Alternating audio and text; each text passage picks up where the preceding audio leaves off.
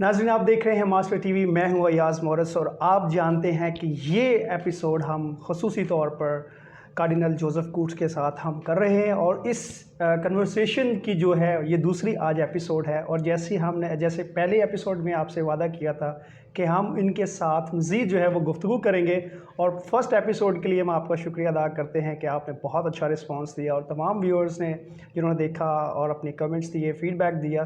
तो आज ये हम दूसरी एपिसोड में हम अपना सिलसिले को वहीं से कनेक्ट करेंगे। So once again thank you your eminence, आपका बहुत बहुत शुक्रिया इस मरतबा भी हमें वक्त देने के लिए। Thank you.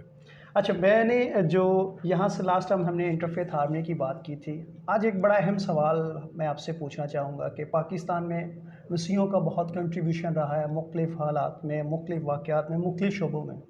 मैं सबसे पहले पूछना चाहूँगा कि आपका, क्योंकि एक वसी तजर्बा है, मुख्तलिफ़ आपने डायसिस में काम किया है, पाकिस्तान की डेवलपमेंट में एजुकेशन का बहुत कंट्रीब्यूशन है, उसमें पाकिस्तानी मसीहियों का कितना किरदार है और मसीही इदारे जो है उन्होंने कितना अहम किरदार अदा किया है?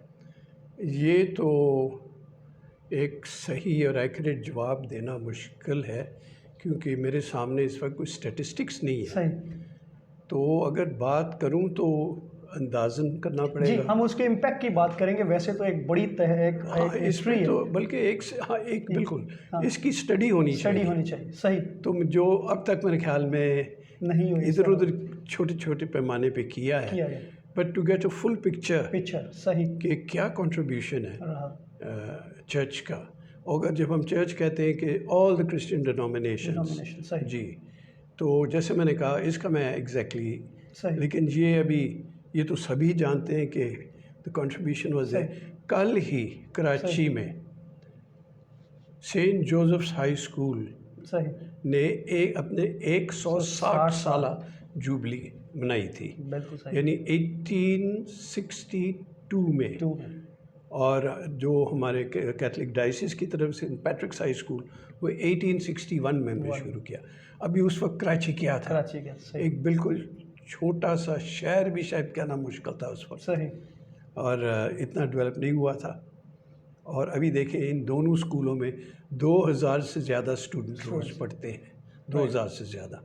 और शहर इतना बढ़ गया है, आबादी इतनी बढ़ गई है, तो इट इज़ डिफ़िकल्ट टू ये उसके साथ स्पीड रखना मुश्किल, क्योंकि हमारे पास इतने रिसोर्सेज नहीं है। जब चर्च की बात करते हैं हमें सब कुछ अपने रिसोर्सेज से करना होता है, बिकॉज़ हमारे स्कूल इदारों को गवर्नमेंट की कोई हेल्प नहीं मिलती। और ख़ासकर जब डीनेशनलाइजेशन हुआ भुट्टो साहब के ज़माने में, उस वक्त हमने बहुत मार खाया। 25-30 साल के बाद काफ़ी सारे स्कूल हमें वापस आ गए, लेकिन उनका कंडीशन जो था मुझे याद है हर डायसिस में यही था। बलूचिस्तान ने नेशनलाइज नहीं किया, और मेरा ख्याल है KPK ने भी नहीं, लेकिन सिंध और बलूचिस्तान में जिस हालत में हमें वो स्कूल वापस मिले उसमें 2-3 और साल लगे। पहले इंफ्रास्ट्रक्चर सही करना, फिर नए स्टाफ ढूंढना उनको। तो 10 वजह से कि कितना हुआ इस बात को छोड़े, बहुत कुछ किया।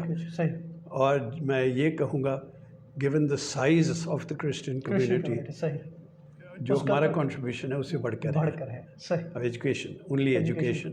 लेकिन अब एजुकेशन इतना कमर्शियल हो चुका है कि जिस तरीके से नए स्कूल्स बनते जा रहे हैं, बंगलोज़ में चंद कमरों में, और लोग, क्योंकि एजुकेशन की ज़रूरत है।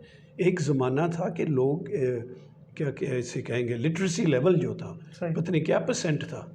आज से 150 साल पहले, जिस समय स्कूल की बात कर रहा हूँ, 150 साल पहले शुरू हुआ। आजकल गवर्नमेंट स्टैटिस्टिक्स कहते हैं 55% लिटरेसी। ये भी नहीं पता सही फिगर्स है या नहीं, तकरीबन है 55%, यानी 45, नियरली हाफ अभी भी लोग अनपढ़ हैं। तो it's a very big task, government के लिए भी बहुत मुश्किल है। तो but unfortunately, okay, that is the economic side is another problem. Where our resources are being put, because we need resources from all sides for infrastructure development, for roads, for everything. But education is not getting enough attention. And we, church side, so हम struggle करते जा रहे to provide quality education at an affordable price. We are not doing it for commercial purposes. ये बात है। اور اس لیے لوگ ہمارے اسکول میں آنا چاہتے ہیں. ہمارے اپنے کرسچنس کہتے ہیں جی ہمیں داخلہ نہیں مل رہا. صحیح. So it's a big problem, but we have to keep struggling. Yes. بالکل جیسے آپ نے صحیح کہا. اور جو آج بھی میری بہت سارے لوگوں سے بات ہوتی ہے وہ کہتے ہیں جو مشنری اسکولوں کا معیار ہے, جو مشنری اسکولوں کا کنٹریبیوشن ہے, جو سوچ ہے, جو ڈسپلن ہے وہاں پر, وہ جیسے آپ نے خود بات کی کہ بہت زیادہ اب تعلیم کیونکہ ایک بزنس بن چکا ہے تو وہ چیزیں لوگ مس کر رہے ہیں. تو آپ کیا سمجھتے ہیں کہ یہ جو سوچ تھی یا جو مشن تھا کہ لوگوں کو ایجوکیٹ کرنا ہے, شاید پیسہ کمانا ہمارا مقصد نہیں تھا, اس نے کتنا زیادہ سوسائٹی کو ہیلپ کیا؟ اور بہت سارے ایسے بچے جو ان اسکولوں میں آئے ہیں آج وہ معاشرے میں بہتر مقام پہ پہنچے ہوئے ہیں, تو اس میں ان اسکولوں کا کتنا کردار ہے؟ یہی تو میں نے کہا تھا کہنا کتنا کردار. صحیح. Now that is کیا کہیں گے انگلش میں, that is a quantitative measure. Right. Now how we can do that, صحیح, it's very difficult to exactly know. بالکل صحیح. Because اگر کوئی پڑھ لکھ جاتا ہے, ابھی کرسچن کمیونٹی کی میں بات کر رہا ہوں, آگے بڑھنا ہمیشہ آسان نہیں ہوتا ہے کیونکہ تعصب بھی ہے. مائنورٹی ہوتے ہوئے ہمارے جوان جو آرمڈ فورسز میں چلے جاتے ہیں, ان کو پروموشن وغیرہ, چلو there is a good merit basis تو ہے, but many feel that still اور ان اینی ادر کمپنی وغیرہ there is discrimination. So only the level of education is not enough. یا جہاں پاکستان میں آگے بڑھنا ہو تو آپ کے کانٹیکٹس ہونا چاہیے, تعلقات ہونا چاہیے, ورنہ بندہ یہ سارے فیکٹرز ہیں ہماری سوسائٹی میں that also holds us back. آپ دیکھیں ہمارے اسکولوں میں نئے ٹیچر آ جاتے ہیں, ٹرین کر لیتے ہیں ہم, وہ ایک دفعہ وہ ہمارے ساتھ کام کرنا شروع کر دیں, ان پر وہ برانڈ لگ جاتا ہے, یہ فلانا سینٹ فلانا اسکول کی ٹیچر ہے, ان کا مارکیٹ ویلیو بڑھ جاتا ہے. تو دوسرے جو بڑے چینز بنے ہوئے اسکول کے, وہ ان کو 2 گنا اگر 3 گنا نہیں 2 گنا زیادہ تنخواہ دے سکتے ہیں, کیونکہ وہ اسکولز وہ جو فیس لیتے ہیں ہم اتنے فیس نہیں لیتے, نہ ہی لینا چاہتے ہیں. So it is a struggle to keep up quality with. صحیح. آپ نے افواج پاکستان کا ذکر کیا اور یہ بڑا عام ہے کہ پاکستان کے مسیحوں نے افواج پاکستان میں ہر سطح پر بہت زیادہ کنٹریبیوشن کی ہے. آپ کی کوئی میموریز ہیں, کچھ آپ کے ایسے ساتھی جنہوں نے افواج پاکستان میں بہت زیادہ کنٹریبیوشن کیا یا کچھ ایسے؟ جی بہت میموریز ہیں. میں لاہور کا ہوں, سینٹ اینتھنی اسکول لاہور کا پڑھا ہوں. رائٹ. میرا کلاس فیلو میرے ساتھ جو پڑھتا رہا میجر جنرل جولین پیٹر, جب تو ریٹائر ہو گئے, میری عمر کے ہیں, وہ ریٹائر ہو گئے. پھر اسی اسکول میں سسر چودھری صاحب سے پاکستان ایئر فورس میں, وہ بھی ہمارے وار ہیروز میں گنے جاتے ہیں, ستارہ جرت بھی ملے. ایک اور ہے مرون مڈل کوٹ, وہ شہید ہوئے تھے قطر کی جنگ میں. 65 کی جنگ میں بھی ان کو ستارہ جرت ملا, 71 کی جنگ میں بھی انہیں ستارہ جرت ملا. سو یہ 1 2 3 کراچی سے جوزف کرسٹی ہے, وہ بھی پاکستان ایئر فورس میں تھے, وہ بھی شہید ہوئے. تو دیگر اور بلکہ سینٹ اینتھنی اسکول میں جہاں میں پڑھتا تھا تو مجھ سے 2 سال آگے میجر شبیر شریف, نشان حیدر, وہ ان کو ہم جانتے تھے. اس کا چھوٹا بھائی رحیل نہیں, شبیر اور رحیل کے درمیان اس کے ایک اور بھائی تھا, نام نہیں آ رہا ہے, جو میرے کلاس فیلو تھا, وہ بھی فوج میں گیا تھا, لیکن پتہ نہیں کس وجہ سے بعد میں وہ اس کے بارے میں ہم نے سنا ہی نہیں. سو بہت سارے میرے ساتھی تھے, کرسچن بھی دوسرے بھی, جو آرمڈ فورسز میں گئے تھے. اور اس وقت زمانہ ایسا تھا, 65 کی جنگ, پھر 71 کی جنگ, اور وہ عمر تھا ہم چھوٹے تھے, ٹین ایجرز تھے, اسکول ختم کر دے. ہاں جی بالکل, تو ہم سب میں یہ جذبہ تھا کہ ہم بھی فوج میں جائیں گے. سو وہ زمانہ تھا, اور اس میں ہمارے کرسچین فوجیوں نے دیگر اور نام میں بتا سکتا ہوں, کرنل سیباسٹین خان جو پچھلے سال فوت ہوئے, ناظم آباد میں رہتے تھے, 65 کی جنگ میں he was in the armed کو. جی تو ایسے لوگ, ان سے باتیں کرتے وغیرہ ہمیں بھی بڑا جوش بڑھا کہ ہمیں کچھ کرنا چاہیے. خیر سو وہ تو ہے, لیکن میرے خیال ہے اب اتنے ہمارے جوان آرمڈ فورسز میں نہیں ہیں. If you want accurate information, ہمارے आज़म मराज साहब हैं, उन्होंने बहुत सही एक्यूरेट रिसर्च किया है, सही 2-3 किताबें लिखी हैं उन्होंने। बिल्कुल। मैं भी हैरान था जब मैंने उनको पढ़ा कि कितने सारे हमारे अफवाज पाकिस्तान ने बिल्कुल पाकिस्तान के दिफा के लिए इन एक्शन सही शहीद हुए। बेशक सबको तो सतारा जुर्रत वगैरह वगैरह नहीं मिल सकता, सही लेकिन कितने सारे वो किल्ड इन एक्शन, सही आम लोगों को मालूम भी नहीं, बिल्कुल क्रिश्चियन कम्युनिटी में भी मालूम नहीं। तो ऐसी जो किताब है आप ज़रा देख लें तो नज़र लाएं, उसी टॉपिक पे आपको एक बल्कि बहुत बहुत मटेरियल मिलेगा। बिल्कुल सही। और इस पे जनाब आज़म मराज का बहुत ज़्यादा काम है, जी। और मैं चाहूँगा कि जो हमारे व्यूअर्स हैं, ये स्क्रीन पर उनकी बुक्स भी हैं तो उनको ज़रूर पढ़ें। अच्छा, आप क्योंकि डॉक्टर रुतफ़ा के साथ भी आपका एक वक्त गुजरा, तो हम जानते हैं उनकी खिदमात के बारे में, तो पूरा पाकिस्तान जानता है, बल्कि दुनिया में उनकी एक पहचान है कि किस तरह से उन्होंने कंट्रीब्यूशन किया, पाकिस्तान का नाम रोशन किया। आपके उनके साथ बहुत सारे वाक़यात हैं, कोई ऐसे वाक़यात जो, और उनकी शख्सियत के बारे में मैं चाहूँगा कि वो बहसीत एक जर्मन थी, फिर पाकिस्तान आई और पाकिस्तान की मोहब्बत में उन्होंने अपना समझ ले कि सब कुछ कुर्बान किया और इसी मिट्टी में दफन हुई। पाकिस्तान से उनकी मोहब्बत के बारे में कोई ऐसा वाक़या बताएं जो पाकिस्तानियों के लिए बहुत जो है फ़ख्र का बायस है। सबसे पहले मैं जो आपको बताना चाहता हूँ सिस्टर रुथ फाओ के बारे में, क्योंकि जब हम उनका नाम पुकारते हैं हमेशा कहते हैं doctor Ruth Pfau. She was a medical doctor, जर्मनी से आई थी, बट शी बिलोंग टू, जो हम कैथलिक चर्च में कहते हैं, रिलीजियस ऑर्डर। वो सिस्टर थी। सही। और वो सिस्टर अभी भी काम कर रही हैं। सही। उनका असल टाइटल है daughters of the heart of Mary. सही। मुकद्दसा मरियम सिद्दीक़ा के नाम पे ये बना। सही। और डॉक्टर रुथ फाओ के आने से पहले सही कराची में वो काम कर रही थी। सही। उनकी जमात जो सिस्टर्स काम। सही। और मकलाउड रोड उस वक्त कहलाता है, आजकल मकलाउड रोड का नाम क्या है? आई चुंदरिया रोड। यस। वहाँ कोड़ियों की बहुत गंदी बस्ती थी। सही।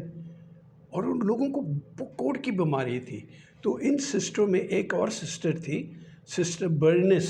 सही। बर्निस वो मेक्सिको की थी। सही। वो मेडिकल डॉक्टर नहीं थी, वो फार्मासिस्ट थी। सही। सिस्टर बर्निस और एक दो सिस्टरें, जब उनको पता चला तो जो कुछ वो कर सकती थी वो कर रही थी। इतने में क्या हुआ, क्योंकि यही सिस्टरें पार्टीशन से पहले से इधर इंडिया और पाकिस्तान में काम करती थी, तो सिस्टर्स जो इंडिया में थी उन्होंने अपने हेड क्वार्टर्स को इन्फॉर्म किया, जी हमें एक सिस्टर भेजे, मिशनरी सिस्टर जो मेडिकल डॉक्टर हो। तो उन्होंने डॉक्टर रुथ फाओ को भेजा। सही। उन्होंने जाना था इंडिया। राइट। वो इंतज़ार करती कि वीज़ा नहीं मिल रहा है। तो फिर उनका जो बड़ी सुपीरियर जो होती है, उन्हें कहा ऐसे करें, आप कराची जाएं, वहाँ में उनकी सिस्टर काम कर रही हैं। सही। उनके साथ ठहरें, वीज़ा मिल जाए, इंडिया करीब है, फिर वहाँ आगे जा सकते। सही। जब वो यहाँ आई और उन्होंने देखा कि उनकी सिस्टर्स, ये तो कोड़ की बीमारी है। सही। जब ये दूसरी मेक्सिको की सिस्टर जो फार्मेसिस्ट है उसके साथ गई, कहते यहाँ तो डॉक्टर की ज़रूरत है। सही। मैं आगे इंडिया क्यों जाऊँ, खुदा मुझे यहाँ बुला रहा है। सही। इन बेचारे लोगों की हालत देखे और सुना कि वाकई बहुत गंदी बस्ती थी, तो उन्होंने इजाज़त लेकर कराची में काम शुरू कर दिया। और काम पर उसके बाद उन्होंने सेंटर कायम किया 1960 में। 64-65 में मैं सेमिनरी में था। सही। कराची में आया मज़ीद पढ़ाई के लिए, क्योंकि एक ही सेमिनरी है हमारे पूरे पाकिस्तान में, जो क्राइस्ट किंग सेमिनरी। तो उस वक्त उनसे मुलाकात हुई थी और उनके साथ एक बहुत अच्छी लेडी डॉक्टर थी, ज़रीना फजल बॉय। सही। और ये भी डॉक्टर रुथ फाओ की तरह दोनों बहुत करीबी दोस्त थे। उनकी एक ही बड़ी अंडरस्टैंडिंग थी काम करने। ये दोनों जवान डॉक्टर, सिस्टर रुथ फाओ उस वक्त बिल्कुल जवान थी और वो हमें कोड़ की बीमारी के बारे में बताने के लिए आई थी। और फिर बाद में हमारा जो पास्टरल एक्सपीरियंस जो होता है, हम जाते हैं, गरीबों के साथ मिलते हैं, ताकि हमें समझ आ जाए कि जब हम पादरी बनेंगे, फादर बनेंगे, तो हमें हर किस्म के लोगों के साथ हमदर्दी होना चाहिए। सिर्फ काम नहीं, हमदर्दी। और ये लफ्ज़ हमदर्द होना, ये एक बहुत खूबसूरत लफ्ज़ है कि दूसरे के दर्द को महसूस करना। और ये डॉक्टर रुथ फाओ, मदर टेरेसा, ईदी साहब, ऐसे ऐसे हस्तियाँ हैं جن کے دل میں یہ ہم دردی تھی، ان کا درد محسوس کرنا. تو ایک دن ہم گئے تھے وزٹ کرنے لیپریسی سینٹر، یہ ہاسپٹل جو ہے، اور دونوں سسٹر روت فاؤ اور ڈاکٹر زرینہ ہم نے پہلے سے تیار کیا، کیونکہ انہیں دیکھا ہم جوان تھے، 17-18 سال کے ٹین ایجر تھے. کہتے جب آپ پیشنٹ سے ملیں گے جو ہاسپٹل میں داخل ہیں، وہ ٹھیک ہو چکے ہیں، صحیح، وہ انفیکشن اب پھیلا نہیں سکتے. لیکن جن کو کوڑ کی بیماری ہو چکی، کبھی ان کا ناک ٹیڑھا ہوتا ہے، کبھی کان، کبھی انگلیاں نہیں ہوتی، تو انہیں کہا جب آپ ان سے ملیں گے آپ نے یہ نہیں دکھانا اپنے ریئیکشن سے کہ یہ کوئی گندا بندہ ہے یا آپ ہاتھ نہیں لگانا چاہیے. They are normal human beings, یہ تمہارے جیسے انسان ہیں. آپ ان سے ایسے ملو کہ جیسے آپ کسی دوست سے مل رہے ہیں، ہاتھ ملاؤ ان کے ساتھ، گھبرانا نہیں. میں گارنٹی دیتا ہوں کہ ان کی بیماری آپ کو نہیں لگے گی، کیونکہ دے آر کیورڈ. یہ کوڑ کی بیماری سے پاک صاف ہو گئے، لیکن وہ نشانیاں جو رہ گئے جسم میں وہ رہ جائیں گے. تو یہ میرے لیے پہلا ایکسپیرینس تھا.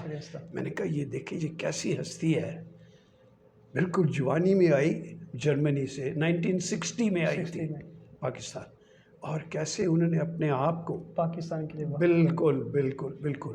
اور ادھر سینٹر میں اب کیونکہ بورڈ کا چیئرمین میں تھا، اٹس انڈر دا ڈائسیس، یہ کام یہ چرچ کا کام ہے. تو میں جب جاتا تھا بورڈ میٹنگز کے لیے، تو ایک دن میں ذرا گیا ایسے وزٹ کرنے کے لیے، تو ایک کمرہ تھا جہاں آنکھ وہ ابھی بلائنڈنس کے کافی کام چل رہا ہے، صرف کوڑیوں کے نہیں، کیونکہ ڈاکٹر روت فاؤ نے دیکھا کہ کوڑ کی بیماری کے ساتھ ساتھ ٹی بی بہت عام ہے پاکستان میں، کوڑ کی بیماری سے زیادہ. اور جب انہوں نے دیکھ لیا کہ ابھی ہمارے کتنے سال سے پروگرام چل رہے ہیں، کوڑ کو بالکل ختم نہیں کیا، it is not eliminated, it is controlled. Control ہو چکا ہے کہ ہمیشہ الرٹ رہنا پڑتا ہے، کیونکہ کوڑ کی جو جراثیم کہہ دیں، اردو میں اس کا صحیح لفظ پتہ نہیں کیا کہیں گے، وہ کبھی کبھی لیٹنٹ جسم میں آ جائے تو پتہ نہیں چلے گا آپ کو، وہ 10 سال کے بعد پھوٹ پڑ سکتا ہے. بالکل آپ نارمل رہیں گے لیکن اچانک. تو اس لیے ان کو بار بار، ہمارا 147 سینٹر ہے پاکستان میں، بالکل ٹو ریمین الرٹ کہ یہ کہیں سے پھر نہ پھوٹ پڑے. بالکل جیسے یہ وائرس ہے ابھی، ہمیں الرٹ رہنا پڑتا ہے. بالکل صحیح. سو جو میں کہہ رہا تھا کہ ڈاکٹر نے یہ بھی دیکھا کہ ٹی بی کی بیماری اور کوڑ کی بیماری میڈیکلی سائنسی بیسس پہ یہ بہت قریب ہے. تو انہوں نے کہا it is very easy for, ہمارے بڑا آسان ہوگا کہ ہم ہمارا کام، جب کہ کوڑیوں کے لیے کام ابھی اتنا نہیں پھیلا ہے، مطلب کنٹرول ہو چکا ہے، ہمیں ٹی بی کی طرف دھیان لگانا چاہیے. تو ابھی ٹی بی کی طرف گئے، یہی ماری ایڈلیڈ سینٹر جو کراچی میں اور جو سارے سینٹر ہیں ہمارے، اور ساتھ ہی بلائنڈنس کو کنٹرول کرنے کے لیے بھی تیسرا، اور کمیونٹی بیسڈ جو معذور لوگ ہیں، لوگوں کو نہیں کہا یا اس کو لے جاؤ، یہ میرا بیٹا یہ بیٹی پیدا ہوئی ہے، یہ معذور ہے ٹانگوں سے، ہاں ان کو لے جاؤ، ادھر رکھو ادھر رکھو. نہیں، تم نے خود کیئر کرنا ہے. یہ تمہارا بچہ ہے یا تمہاری بچی ہے، یہ خدا کی طرف سے جان ہے، اور ہم آپ کو سکھائیں گے کہ اس کا دیکھ بھال کیسے کریں. اور دیکھ لیں ان کو یہ بھی سکھانا کہ اگر آپ انکریج کریں، وہ جو معذور کہتے ہیں وہ کافی کچھ سیکھ جاتے ہیں، کافی کام خود کر لیتے ہیں. So this is call home based care for the disabled, تاکہ وہ بھی نہ محسوس کرے میں بیکار ہوں، مجھے نہیں چاہیے، فیملی کی طرف سے مجھے رد کیا گیا، کوئی مجھے پیار نہیں کرتا ہے. ابھی ایسے یہ سارے انسانیت کی بہت بنیادی چیزیں ہیں. وہی بات میں کہہ رہا ہوں، ہمدرد ہونا. یہ بندہ، یہ بچہ کیا محسوس کر رہا ہے کہ میں اسے سائڈ پہ کروں، وہ کیا محسوس کرے گا؟ آئی ایم ناٹ وانٹیڈ، میں بیکار ہوں. ان کو یہ نہیں محسوس ہونا چاہیے. یہ تھے کچھ سسٹر کے کمال. ایک دفعہ انہوں نے مجھے ایسے کہا، sister you give medicine to the patients. کہتے ہیں I don't give medicine, I treat human beings. میں صرف دوائی نہیں بانٹ رہی ہوں، میں انسانوں کو. اور مجھے बाइबल मुक़द्दस की वो बात याद आ गई, खुदावंद यीशु मसीह जब बीमारों को शिफा दिया करते थे और ख़ासकर कोढ़ियों को, लंगड़े को ठीक करना, नाबीना को दोबारा बहाल करना। इंजील मुक़द्दस बामुताबिक यूहन्ना 10वां बाब, मेरे ख्याल 10वीं आयत, अगर गलत नहीं जी, 10वां बाब 10वीं आयत में यीशु कहता है मैं इसलिए आया हूँ ताकि वो ज़िंदगी पाएँ और कसरत से पाएँ। तो मैं कहूँगा ये काम जो वो कर रहे थे, यीशु मसीहा जैसे काम कर रहे थे, लोगों के लिए मसीहा बनना, ऐसे लोगों के लिए ये है कमाल डॉक्टर रूथ फाउ का। और उन्होंने अपने आप को मुकम्मल तौर पर सिंपल, अभी भी जाकर देखें, थोड़ा सा छोटा सा म्यूज़ियम खोला उन्होंने 2-3 कमरों का जहाँ वो रहती थी, छोटा सा कमरा, छोटा सा ऑफिस। और उनको पता था अब मैं 75 साल की हो गई, कितनी देर काम चलेगा। उसने आहिस्ता आहिस्ता दूसरों को तैयार करना शुरू किया, लीडरशिप तैयार किया। यस, लीडरशिप तैयार किया। And she knew that I won't live forever. अभी पाकिस्तानियों ने ये काम चलाना है। ये भी देख ले, उनकी सोच की बात है, लीडरशिप की बात है, ऑर्गेनाइजेशन की बात है। बिल्कुल सही। So that was the wonderful thing about not only a doctor but a human being, हमदर्द इंसान और प्लानिंग और सब कुछ सही। और उसने भी एक बहुत अच्छी बात कही थी, जब वो काफ़ी बुज़ुर्ग हो गई थी तो मैं उनसे बातें कर रहा था, तो क्योंकि वो रोज़ सुबह 6 बजे की इबादत में सेंट पैट्रिक्स में आती थी। गर्मी सर्दी मुझे 10 या 15 मिनट पहले गाड़ी की आवाज़ आ जाती थी, मेरे को डॉक्टर रूथ फाउ पहुँच गई। बिल्कुल साथ ही बिशप्स हाउस में ऊपर होता था, कभी नहीं छोड़ी इबादत उसने। तो एक दफ़ा उसने कहा कि अब बिशप जी मेरा वक्त ख़त्म हो रहा है। मैं क्या, खुदा ने आपको बरकत दी है, यू आर नाउ आप 80 की तरफ जा रहे हैं but you are still in good health. कि ठीक है, लेकिन ये भी वक्त गुजर जाएगा। अगर खुदा मुझे एक नई ज़िंदगी दे दे, दूसरी ज़िंदगी दे दे, तो मैं चाहूँगी कि पाकिस्तान में मैं पैदा हो जाऊँ। ये उनके अल्फाज थे।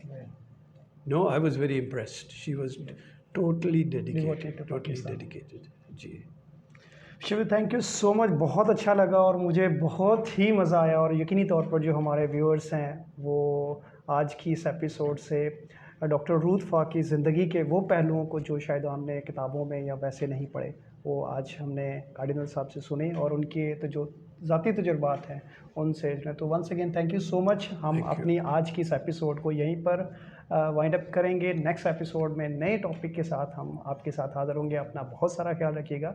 Thank you so much.